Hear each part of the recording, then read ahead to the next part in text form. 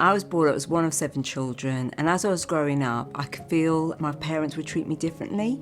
For example, my dad would be playing with my brothers, hugging them, and I'd go in for a hug, and he'd just push me aside. My brothers and sisters could see how dad was different towards me, and they also would call me names and hit me and mock me.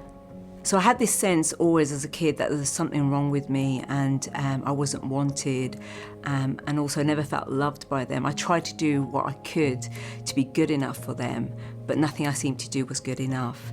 When I used to come home from school, I was forced to do all the housework, and I remember one evening while I was cleaning and everyone was asleep, my mum's tablets were there, and I started to take all these tablets wishing I was dead. And the next morning, my dad turned around and said to me, "Shame it didn't work."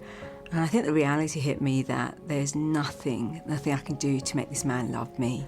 So when I was 18, I finally ran away from home, and I just rebelled against the culture I was brought up. I started drinking, smoking, partying, and I also rejected God. I actually blamed God.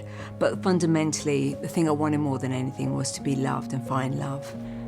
I moved to London with a boyfriend, and I found myself getting involved in some really dodgy stuff. But also at this time was a time when I met my first ever Christian, and this lady just showed me unconditional love.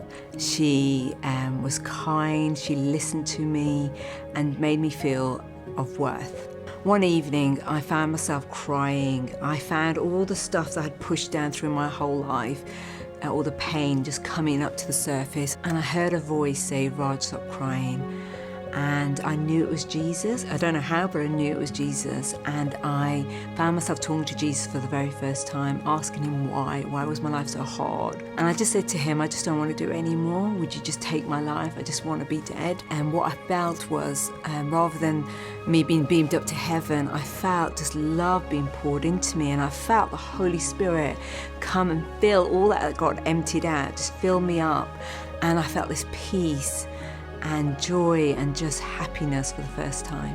So I started to go to church, and I was surrounded by a community of people that loved me, accepted me, and for the very first time, I felt like I belonged to a family. And in the process of my time there, they prayed for me. I dealt with a lot of the pain and the rejection. I found my voice and my purpose in life. And my life is completely transformed by Jesus, and I'm just so thankful to God for all that he's done for me.